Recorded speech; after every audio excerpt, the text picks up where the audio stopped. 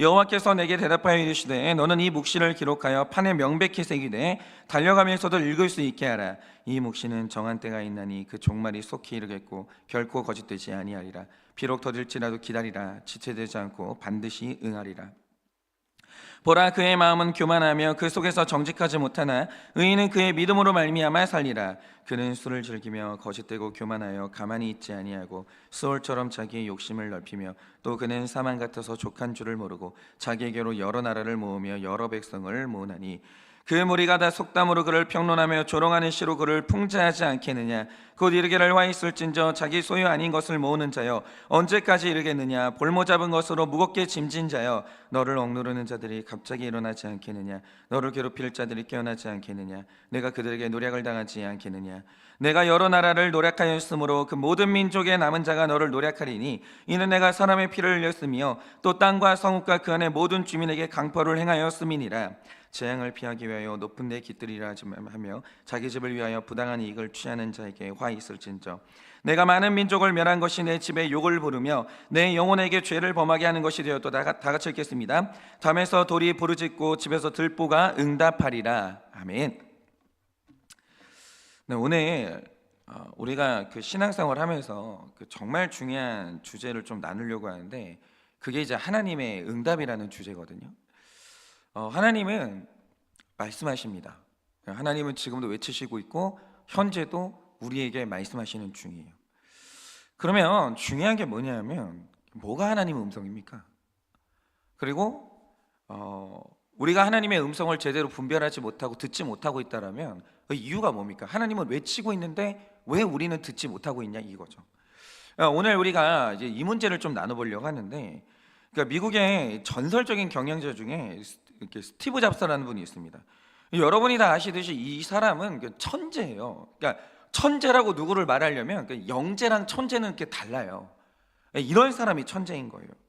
그러니까 이게 무슨 의미냐면 어떤 사람들은 장사를 할 때 일단 소비자들이 뭘 원하는지를 조사를 해요. 그걸 들은 다음에 사람들이 원하는 걸 정확히 만들어내는 사람들이 있죠. 그런 경우에도 굉장히 성공적인 경영인이 될 수 있고 엄청난 성과를 이룰 수가 있어요. 대단한 거죠, 그것만 해도.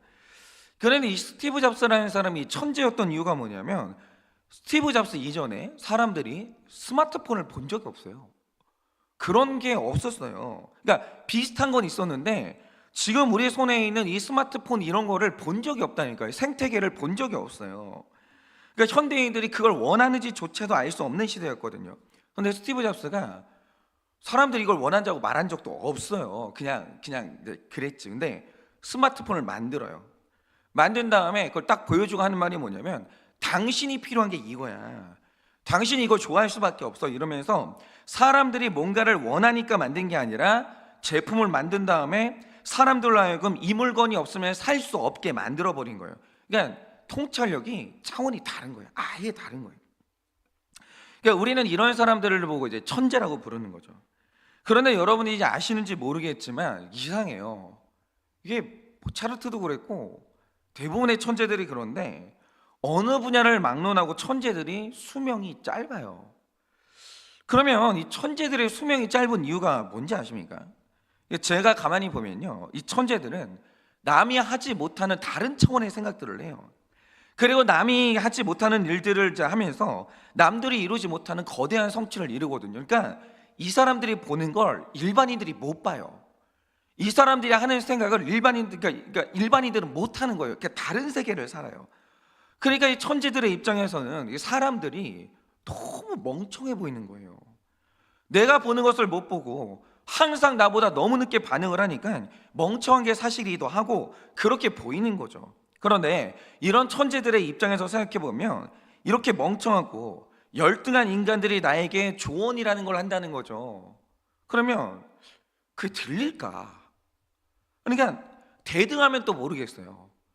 나보다 멍청한데 이 사람이 나한테 충고를 하는 거예요. 이게 들리겠냐 이거죠. 과연 누가 이 천재들에게 가르칠 수 있을까? 문제는 뭐냐면 그게 안 되는 거예요. 근데 이 문제가 뭐냐면 천재는 천재가 맞는데 천재는 또 신이 아니거든요. 그래서 일어난 일이 뭐냐면 이 사람이 이제 애플이라는 게 회사를 자기가 만들었다 쫓겨난 다음에 다시 복귀할 때가 2000년도인데 그때쯤에 이 사람 췌장에서 뭐가 발견이 돼요. 근데 이게 다행히 췌장암은 아니었고 췌장의 신경계와 내분비계가 이제 엉키면서 생긴 종양이었거든요. 그런데 이 종양이 다른 장기에 전이가 안 됐을 경우에 생존 확률이 97%예요. 그냥 뭐 나을 수 있는 병인 거죠. 근데 반면에 이 애매한 게 뭐냐면 이 종양이 이렇게 위험한 다른 장기에 이제 전이가 되면 그때부터는 이게 완전히 판도가 달라져요. 굉장히 위험해지는 거예요. 그러니까 초기에 이걸 이게 발견했을 때 이걸 진단한 의사가 한 말이 뭐겠습니까? 당연히 수술 받으셔야 된다. 이거 수술 받으면 아무것도 아니다. 이렇게 조언을 했어요. 그런데 당시에 스티브 잡스가 자연 치유 쪽에 완전히 빠져 있었거든요. 그런데 이 사람에게 확신이 있는 거예요. 현대 의학은 이거는 이게 올바른 게 아니야. 자연 치유가 맞아. 늘 자기가 맞았으니까 이것도 자기가 맞다라고 생각하는 거예요. 그런데 내가 이런 확신에 빠져 있는데 수술 받으라는 거예요. 의사인데 자기는 뭐 경영자고 의사가 말하는데 안 들리는 거예요. 단칼에 거절합니다. 그리고 자기 방식대로 식이요법으로 들어가요. 그러다가 종양이 간으로 전이가 돼요. 그리고 이제 사망에 이르게 된 거죠. 자기 올무에 자기가 빠지는 거예요. 너무 안타까운 일이죠. 그런데 여러분, 왜 이런 일이 일어났겠습니까? 사람이 똑똑한 것도 좋아요. 자기 확신이 있는 것도 좋아요. 근데 문제는 사람이 전지하지는 않아요. 인간은요, 죽었다 깨어나도 신이 못 돼요. 인간을 태어날 때도 인간이지만 죽을 때도 인간으로 죽어야만 해요. 누구도 자기 존재 수준 못 뛰어넘습니다. 개구리는 태어날 때도 개구리잖아요. 죽을 때도 개구리예요. 양서류로 살아야 되는 거예요. 자기 존재를 못 뛰어넘는다고요. 그래서 자신이 세상의 모든 것을 알 수도 없는 노릇이고 늘 내가 맞을 수 없어요. 인간은 모르는 게 있어요. 인간은 미지의 영역이 있어요. 인간은 풀지 못하는 문제가 있습니다. 인간은 틀려요. 필경 언젠가 틀려요. 이게 우리 같은 평범한 사람들에게는 너무 당연한 사실인데 천재들이 연약한 게 뭐냐면 이걸 못해요. 이거를 받아들이는 게 너무 힘든 거예요. 그래서 이 천재들의 약점이라면 이게 문제인데 지나치게 내면의 목소리에 사로잡혀요. 다른 목소리가 안 들려요. 내가 나한테 막 말하거든요. 그거를 뿌리치지를 못하는 거예요. 이게 다른 소리가 안 들리는 거죠. 그래서 천재치고 외롭지 않은 사람이 없고 나르시시즘이 없는 사람이 없어요. 그런데 우리가 이렇게 대단한 사람이 무너지는 광경을 보면서 우리가 반드시 배워야 되는 게 뭐겠습니까? 사람은 필경, 자기 내면의 목소리에 사로잡혀 거기에 이끌려 살면 어느 시점에서 반드시 후회하는 날이에요. 반드시 후회하는 날이 와요. 무조건 그래요. 인간은 인간이기 때문에. 자기 내면의 목소리에 너무 사로잡혀 살면 실경 후회하는 날이 와요. 그래서 하나님을 믿는 우리에게 굉장히 하나님이 겸손을 요구하시는데 겸손이 뭡니까? 겸손이라는 것은 정확히 내면의 목소리에 사로잡히는 것과 정반대 방향이에요. 무릇 신자라는 존재는 완전히 계시 의존적인 존재예요. 밖에서 나에게 들려오는 소리에 초집중하는 존재라는 거죠. 그런데 이 계시 의존적이라는 말의 뜻이 뭐겠습니까? 바깥에서 하나님이 나에게 말씀하신다고요. 내면에서 나도 얘기하지만 내 바깥에서 하나님이 말씀하신다고요. 이걸 믿는 사람들이에요. 그래서 들려오는 하나님의 목소리에 초집중하면서 하나님이 말씀하시면 듣고 순종하는 게 바로 믿는 자의 일상이에요. 그게 우리의 일상이라는 거죠. 말씀하시면 듣는 거예요. 그리고 순종함으로 나아가는 거죠. 그게 우리의 인생이에요. 그런데 이걸 오해하시면 안 되는 게요, 하나님을 믿는 사람은 자아가 없는 존재라거나 생각을 하지 않는 반지성적인 존재가 되어야 된다거나 이게 절대로 아니에요. 그걸 광신자라고 하는 거예요. 그게 아닙니다. 우리가 하나님의 말씀을 듣고 민감하게 순종한다는 건 그게 억지로 되는 게 아니에요. 그러니까 사람 하나 앉혀놓고요 막 최면을 걸거나 가스라이팅을 해가지고 일상생활을 못하게 만드는 게 아니라는 거예요. 오히려 여러분 성경을 보시면 예전에 베드로가 성령 받기 전에는 굉장히 무식한 사람이었어요. 그런데 성령을 받은 후에 이 사람이 연설을 하고 시작하고 설교를 하기 시작하는데 그 설교를 듣고 사람들이 하는 말이 뭐냐면 이 사람이 똑똑해졌다는 거예요. 여러분, 큐티를 하고 정상적인 신앙생활 하잖아요. 사람이 똑똑해져요. 그러니까 제가 사실은 제 아내랑 결혼할 때, 제 아내랑 결혼했던 첫 번째 이유가 뭐냐면 아무것도 몰라요. 우리 오빠가 최고였어요. 결혼할 때까지만 해도 아무것도 모르는 거예요. 그래가지고 이 여성이랑 결혼하면 이제 내 맘대로 살 수 있겠다 싶어가지고 결혼한 거거든요. 사실은 성경에 요엘서가 있는지도 몰라요. 그게 얼마나 조종하기 쉽겠어요. 그래서 제가 그 때문에 결혼을 한 거거든요. 근데 이 여자가 공동체를 만나버렸네요. 이 여성이 큐티를 하기 시작하는 거예요. 점점 똑똑해지는 거예요. 그러니까 어느 날 제가 감히, 목사님이 말씀하시는데 아니라는 거예요. 불편해지기 시작하더라고요, 인생이. 이게 뭐냐면 하나님 제대로 만나면 지성이 깨어나는 거예요. 똑똑해지는 거예요. 왜냐하면 하나님이 지성의 창조자거든요. 그걸 모르는 거예요. 그러니까 우리가 하나님 말씀을 듣고 순종한다는 건 뭐냐면 지성이 삭제되는 게 아니에요. 억지로 그렇게 되는 게 아닙니다. 굉장히 인격적인 과정을 통해서 하나님이 순종을 끌어내시는 거예요. 여러분, 하나님이 한 사람을 자기 뜻대로 따르게 할 때 뭐 번개를 쳐서 공포심을 조장한다거나 매로 때리면서 억누르시는 게 아니고요, 우리가 호세아서를 통해서 묵상했듯이 인생의 경험과 말씀을 통해서 계속 설득해 내시는 거예요. 그러니까 한 명의 신자가 성화된다라고 할 때 시간 오래 걸려요. 왜냐하면 하나님의 방식이 설득이거든요. 찍어 누르시는 게 아니에요. 그러니까 우리가 호세아서를 통해서 봤지만 하나님의 응답은요, 잘 들으세요, 개인에게 주시는 응답이에요. 예를 들어서 잘 생각을 해보세요. 하나님의 응답을 어떤 규칙처럼 정해진 정답을 만드는 게 굉장히 위험한 게 뭐냐면, 자, 우리가 음란한 여자하고 결혼하는 게 하나님 뜻이에요? 음란한 남자하고 결혼하는 게 하나님 뜻이에요? 당연히 압도적으로 많은 경우에 거룩한 사람하고 결혼하는 게 하나님의 뜻인 거예요. 그런데 하나님의 뜻에 민감해야 되는 이유가 뭐냐면, 호세아의 경우에 음란한 사람이랑 결혼하는 게 응답이었다는 거죠. 하나님의 나라는 넓어요, 깊어요. 그러니까 호세아의 경우는, 그러니까 압도적으로 많은 경우가 90%는 그냥 거룩한 사람하고 결혼하세요. 근데 호세아 같은 경우에는 음란한 사람하고 결혼하는 게 응답이었어요. 그리고 그 여자와 이혼하지 않고 일평생 살아내야 되는 게 응답이었다는 거죠. 그런데 하나님이 호세아에게 이런 응답을 하시면서 그를 찍어 누르시거나 내가 말하는데 말대꾸하지 마, 생각하지 마, 이런 식으로 하셨냐? 그게 아니라는 거예요. 왜 네가 이번에는 음란한 여자를 만나서 결혼해야 되며, 왜 네가 음란한 자녀들을 낳아야 되며, 왜 네가 그 사람과 평생 살면서 경제적인 손해를 봐야 되냐 하면, 이유는 네가 그 경험을 해야 음란한 이스라엘을 사랑하는 내 마음을 알게 되고, 이스라엘을 사랑하는 하나님 아버지의 고통과 슬픔을 알 때에만 네가 그 시대의 선지자의 사명을 감당할 수 있기 때문이야.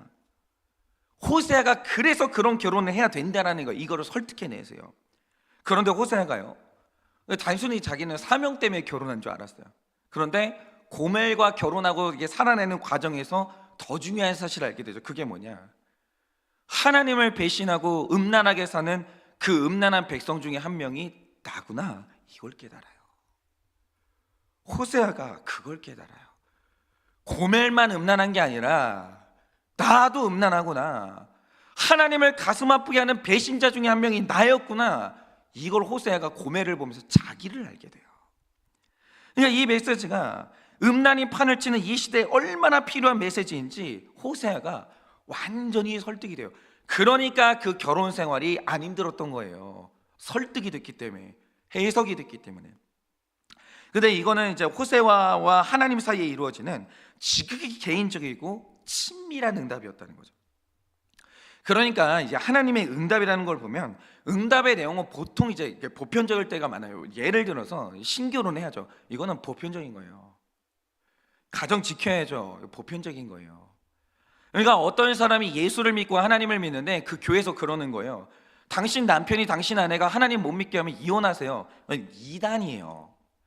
하나님이 그런 식으로 응답하는 일은 없어요. 하나님이 가정을 파괴하는 일은 없어요. 하나님은 가정 지키시는 하나님이에요. 응답의 내용은 보편적이죠.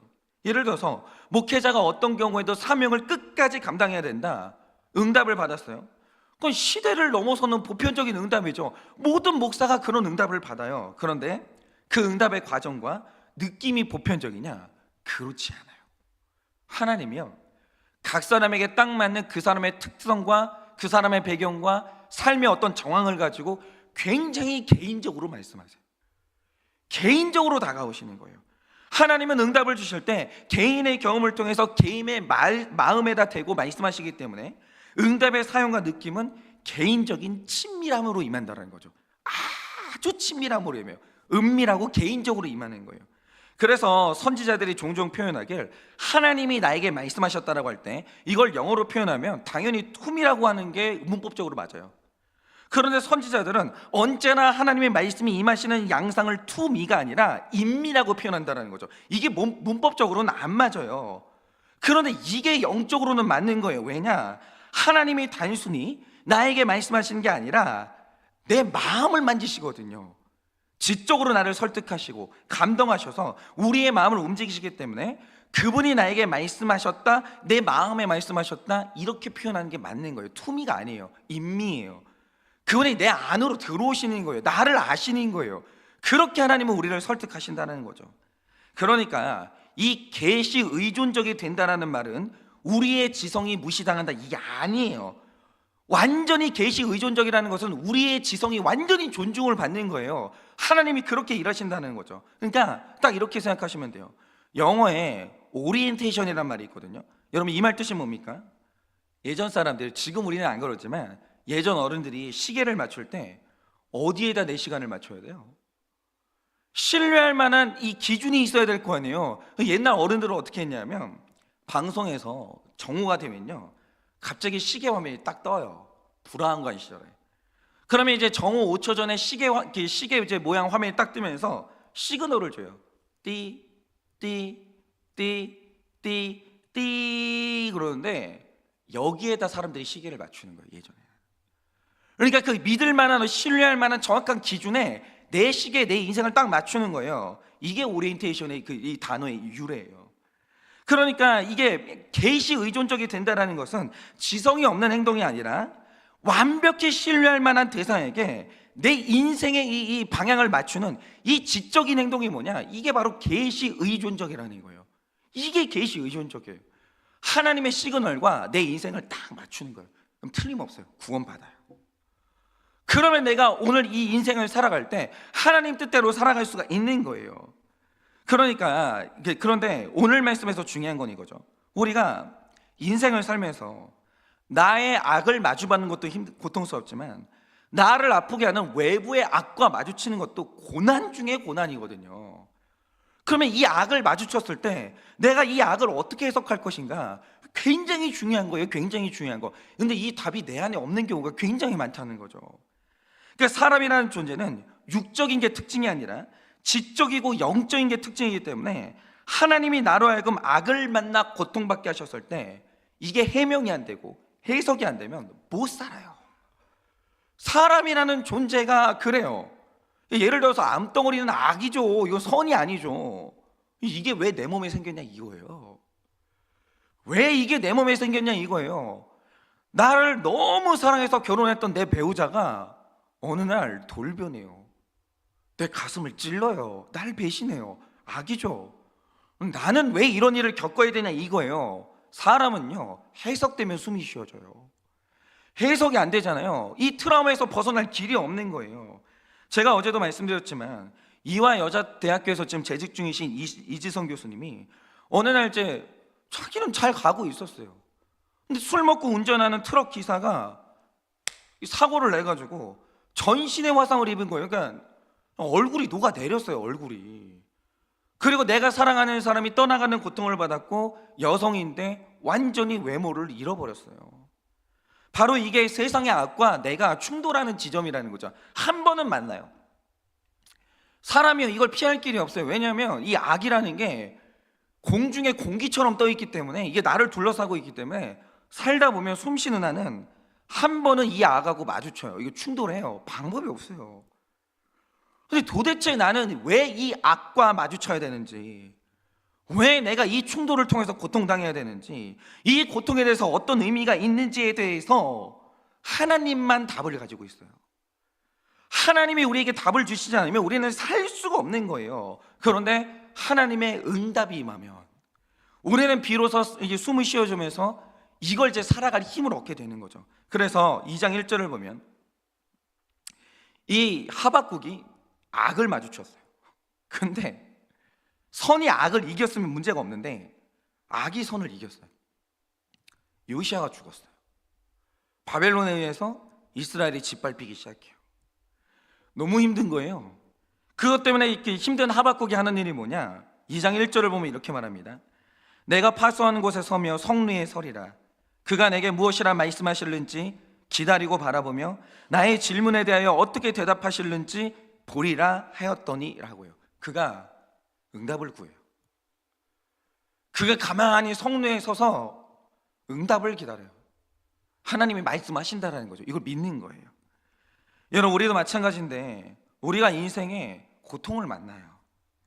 그래 우리가 살면서 너무너무 중요한 선택의 순간을 만나는 거예요. 이 사업을 할까요 말까요? 이 만남을 이어갈까요 말까요? 재정을 여기에 투자할까요 말까요? 이런 식으로 수많은 인생의 선택의 문제를 만나요. 그럼 우리는 늘 실수하고 싶지 않기 때문에 하나님께 기도하면서 응답을 구하거든요. 그런데 이 응답에 대해서 우리가 한 가지 점검해야 되는 게 있다는 거죠. 그냥 응답에 제일 중요한 걸 사람들은 하나님의 말씀하심이라고 착각을 해요. 그렇지 않아요. 사실 이 응답이라는 주제는요, 가장 중요한 핵심이 있어요. 그게 뭐냐? 우리가 하나님의 응답을 구할 때 제일 힘든 게 뭐냐면, 예를 들면 이런 거예요. 내가 어떤 이성을 좋아해서 만나서 결혼을 고민하는데, 그럼 믿는 사람들은 10중 8구 이 결혼이 얼마나 중요한 문제냐고요. 이거는 평생의 문제예요. 평생의 문제. 그러니까 믿는 사람들이면 누구나 다 이 사람이 하나님이 원하시는 사람이 맞냐를 놓고 기도해요. 하나님의 응답을 구해요. 그런데 응답이라는 주제가 정말 어려운 이유가 뭐냐면, 기도를 시작하면 나의 내면의 소리와 하나님의 응답이 섞이기 시작해요. 이게 문제예요. 내가 내 소원을 말하기 시작하면 나한테 나는 그 사람과 결혼하고 싶어, 난 그 사람과 인생을 함께하고 싶어, 이 내면의 소리가, 욕구가 외치기 시작해요. 그리고 하나님도 나에게 말씀하시기 시작해요. 이게 섞이기 시작해요. 그러니까 내 마음에 기도를 하는 순간 여러 가지 생각들이 막 떠오르기 시작하는데, 도대체 뭐가 나의 생각이고 뭐가 하나님의 응답인지 그때부터 미궁에 빠지기 시작해요. 신기해요. 기도하잖아요. 이 생각도 드는데 저 생각도 들어요. 이 목소리도 들리는데 저 목소리도 들려요. 길을 걷다 보잖아요. 공동체에 똑같은 문제를 던져요. 이 사람도 이 얘기를 해요. 저 사람도 이 얘기를 해요. 근데 중요한 게 있어요. 그 중에 하나는 하나님의 응답이에요.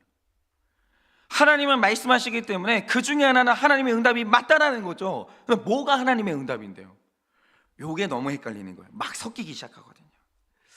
그러니까 이 분별이 얼마나 어려운지 한번 보시라는 거죠. 다윗의 경우에 그가 성전을 짓고자 하는 마음이 있었어요. 정말 다른 의도가 없었어요. 그가 하나님을 위해 성전을 짓고 싶었어요. 이 욕망 보세요. 옳죠, 거룩하죠, 선하죠. 근데 중요한 게 뭐냐? 하나님 뜻이 아니에요. 이런 경우가 있다니까요. 이런 경우가 있는 거예요. 아니, 성전 짓겠다는 게 하나님이 책망하신 적은 없어요. 아니, 성전을 짓겠다는데 옳죠, 선하죠. 근데 하나님의 뜻이 아니에요. 사도 바울도 마찬가지인데, 그의 일평생 소원은 딱 하나밖에 없어요. 선교. 아시아로 가든지 유럽으로 가든지 그가 하는 일은 딱 하나밖에 없어요. 선교. 이거밖에 없었다는 거죠. 그는 아시아에 선교하기를 원했어요. 옳죠, 선하죠. 근데 중요한 게 뭐냐? 하나님 뜻이 아니었어요. 그러니까 반면에 이 악한 길에 하나님의 뜻이 있을 수 있어요. 이게 애매한 거예요. 어느 날 사도 바울이요, 내면에 마음이 사로잡혀, 심령이 사로잡힘을 당해요. 성경에 그런 표현이 있어요. 나의 심령이 메인바가 됐다라고 해요. 근데 어떤 게 마음에 사로잡혔냐? 내가 예루살렘으로 가야 된다는 거예요. 그러니까 에베소에서 목회 잘하고 있었어요. 목회 부흥하고 있었습니다. 근데 갑자기 사도 바울이 예루살렘에 간다는 거예요. 목회 잘하고 있는데 그러니까 주변 사람들이 기도할 거 아니에요. 이게 하나님의 뜻이 맞는지. 근데 기도해 보니까 예언자들에게 어떤 마음이 오냐? 그가 예루살렘에 가면 죽어요. 위험이 도사리고 있어요. 이걸 이제 응답을 받아요. 이 응답이 맞았어요. 다 말려요, 주변 사람들이. 아니, 목회 잘하고 있는데 왜 거길 가서 죽냐고. 거기 너무 위험한데 안 된다는 거예요. 주변 사람들이 다 말려요. 근데 중요한 게 뭐냐? 하나님 뜻이 맞았어요. 다 말리는데 하나님이 그 사람들이 위험하다고 하는데 가면 죽거든요. 근데 그 하나님 뜻이었어요. 여러분, 하나님의 뜻은 이런 거예요. 그러니까 우리가 하나님의 응답을 구한다라고 할 때 내 옳고 그름, 내 소원과 하나님의 응답을 분별해내는 게 정말 어려운 거예요. 옳아요, 선해요. 하나님 뜻이 아닐 때가 있는 거예요. 아무리 봐도 아니에요. 이건 손해보는 길이에요. 근데 하나님 뜻일 때가 있어요. 이게 하나님의 뜻을 분별해낸다는 게 너무너무 어렵다는 거죠. 옳고 그름만으로는 분별이 안 되는 거예요. 그런데 이 응답을 받는 문제에 있어서, 그런데 제일 중요한 게 있어요. 그게 뭐냐? 자, 내가 어느 날 하나님의 응답을 구하다가 진짜 이건 너무 맞아요. 응답을 얻었어요. 그런데 당황스럽게도 내 소원과 정반대되는 응답을 받는 거예요. 가면 손해보는 응답을 받은 거예요. 그럼 중요한 건 이거죠. 순종하실 수 있어요? 우리가 정말 하나님의 음성 듣기를 원하신다고 했잖아요. 막 뒤섞이는데 여기서 하나님의 음성이 뭘까? 이걸 원하시잖아요. 그럼 들렸어요. 분별이 딱 됐어요. 근데 이게 나를 너무 고통스럽게 하는 응답이에요. 그런 거 있거든요. 순종하실 수 있어요? 사실 응답의 진짜 문제는 요건 거예요. 우리는 흔히 생각하길 내가 순종하지 못하는 이유가 몰라서 순종을 못한다고 생각하는 거예요. 그리고 하나님의 뜻이 규명되고 알게 되면 나는 순종할 수 있다, 이렇게 생각해요. 그런데 하박국이 말하는 순서가 정반대라는 걸 아셔야 돼요. 여러분이 4절 말씀을 보시면 이런 말씀이 있습니다. 보라, 그의 마음은 교만하며 그 속에서 정직하지 못하나 의인은 그의 믿음으로 말미암아 살리라, 이러는 거예요. 그러면 이 말 뜻이 뭡니까? 우리가 하나님의 응답을 구하는데 왜 내 소리하고 하나님 소리하고 섞이는 줄 아십니까? 이유가 뭐냐면 내 소원하고 하나님의 음성의 비중이 대등하기 때문이에요. 그거 양보가 안 되기 때문이에요. 양보가 되는 사람은 섞일 수가 없어요. 나도 말하죠. 그러나 하나님 음성이 훨씬 크게 들리게 되어 있어요. 근데 중요한 게 뭐냐? 내 소리하고 하나님 소리하고 대등해져 가지고 이게 섞이고 뭐가 뭔지 모를 때가 있다는 거죠. 이유가 뭐냐? 내 안에 양보가 안 되는 거예요. 내 욕망이 양보가 안 될 정도로 굉장히 집념이 강한 거예요. 사람이 교만해서 하나님이 어떤 말씀을 하셔도 순종하겠다는 마음의 준비가 안 됐기 때문이에요. 그러니까 헷갈리는 거예요. 그러니까 우리는 이 순서가 잘못됐는데 하나님의 음성이 들리면 순종하겠다, 이게 아니에요. 어떤 말씀이 들려도 순종하겠다는 마음의 태도가 준비되어 선명한 하나님의 뜻이 규명이 되는 거예요. 그때만 들리는 거예요. 그러니까 직장을 결정할 때나 결혼할 때나 용서의 문제를 놓고 기도할 때 겉으로는 하나님의 응답을 구하는 것 같아요. 어저께도 어떤 지체가 저한테 전화를 했어요. 그러니까 너무 어려운 문제를 놓고, 진짜 역대급으로 어려운 문제, 너무너무 어려운 문제를 놓고 이 지체가 2주간 금식기도를 하면서 하나님의 응답을 구한 거예요. 죄송해요. 왜 이렇게 재밌었냐면 응답은 받았어요. 너무 싫은 거예요. 너무 싫은 거예요. 그래서 저한테 전화를 한 이유가 뭐냐면 마지막까지 한 명이 자기를 잡아줬으면 좋겠는 거예요. 이게 아니라고 말해줬으면 좋겠는 거예요. 그래서 저한테 전화를 한 이유가 뭐냐면, 목사님, 제가 이런 응답을 받았는데 저는 이게 너무 무섭고 싫거든요. 해야 될까요? 목사님, 혹시 아니지 않을까요? 요거를 한 명만 말려주면 요거 안 할 건 거예요. 이게 순종 안 할 건 거예요. 뭐라고 했겠어요? 맞는 것 같은데 그랬죠. 뭐 어쩌겠어요. 그래서 이 지체는, 그래 목사님, 갈게요, 할게요. 귀해요. 이렇게 목사보다 나은 성도들이 정말 많아요, 세상에. 그러니까 근데 대부분의 사람들이요, 이미 사실은 있잖아요. 기도 전에 자기 결론이 났어요. 다 결론 내고 그리고 기도 들어가요. 그러면 여러분, 이 상태에서 하는 기도의 정체가 뭐겠어요? 내가 원하는 게 있으니 하나님이 동의하시라는 거예요. 나는 이 길을 가기로 이미 결정했으니 하나님이 나의 길을 지지하시라는 거예요. 그런데 하나님은요, 양보 안 해요. 죄송한데 하나님은요, 택자 인생에 양보가 없어요. 하나님은 주권자시기 때문에 하나님이 자기를 꺾는 일은 없어요. 그는 주인이시기 때문에, 왕이시기 때문에 하나님이 인간에게 지는 일은 없어요. 그러니까 하나님이 말씀하시죠. 그런데 동시에 내 목소리가 섞이고 부딪히기 시작하는 거예요. 왜냐? 교만해서 그래요. 이 섞인다는 이 현상의 이 정체가 뭐냐면, 여러분은 기도 전에 이미 결론을 정하신 거예요. 아무도 못 말려요. 지금 그 고집은 아무도 못 말리는 상태예요. 여러분, 기만하지 마세요. 인생의 모든 중요한 순간들마다 이런 거죠. 작은 것들이 있죠. 작은 것들, 뭐 내가 이게 뭐 얼마인지 손해 보일 수 있는 것들, 그런 것들은 순종하는 듯 보여요. 그러니까 나도 나한테 속고 내가 남에게 속는 거예요. 그런 아무것도 아닌 것들을 하나하나 이렇게 순종해 놓고, 사실 결정적인 순간 왔을 때 자기가 순종하는 사람인 줄 착각하시는 거예요. 천만의 말씀이에요. 여러분, 그리스도인 중에 황소고집인 사람이 있어요. 그거 하나님 음성 못 듣는 성품인 거예요. 그리스도인 중에 황소고집이 있으면 안 되는 거예요. 그런 게 어디 있어요? 꺾여야 그리스도인이지. 하나님 말씀하시면 꺾여야 그리스도인인 거지. 중요한 게 뭐냐? 내가 한번 꽂히잖아요. 아무도 못 막는 사람이 있어요. 그 하나님 음성 못 들어요.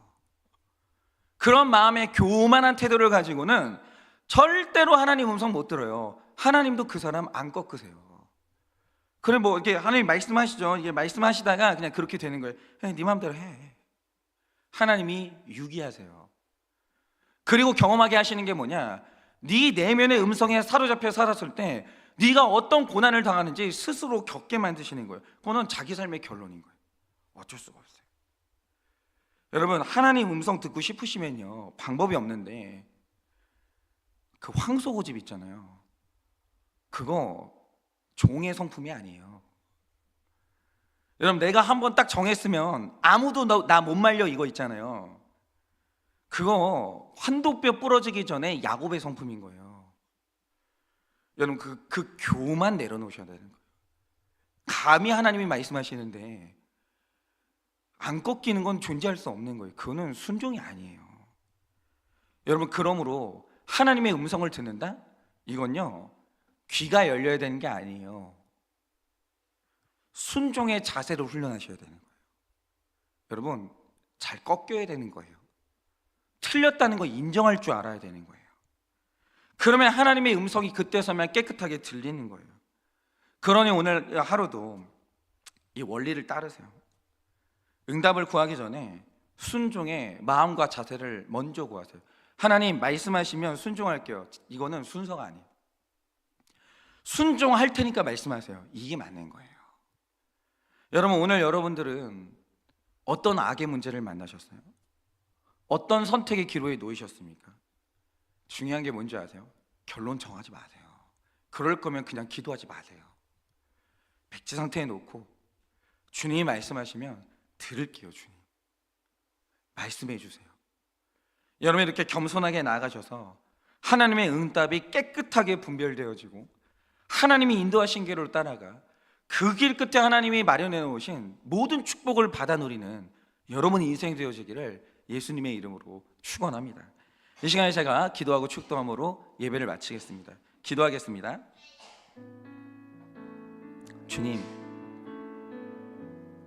제가 너무 교만합니다.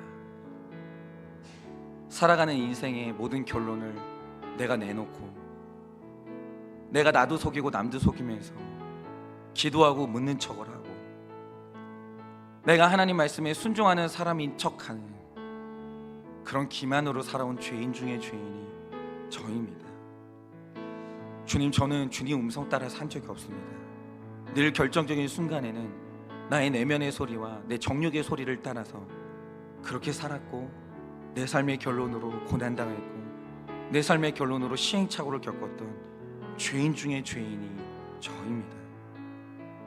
주님, 이제 저 자신이 꺾이기를 원합니다. 순종하기를 원합니다. 주님, 이제 알겠습니다. 내 내면의 소리를 따라가서 나는 실수밖에 할 것이 없는 존재임을 이제는 인정합니다. 그러니 주님, 순종하겠사오니 말씀하여 주시기를 간절히 소원합니다. 주님, 우리 모두가 다 그렇게 순종의 자세를 배워 하나님의 음성이 깨끗이 들리게 하여 주시고, 들리는 음성을 따라갈 때 그 길 끝에 마련해 놓으신 하나님이 주시는 모든 복들을 받아 누리는 우리가 될 수 있도록 은혜를 허락하여 주시옵소서.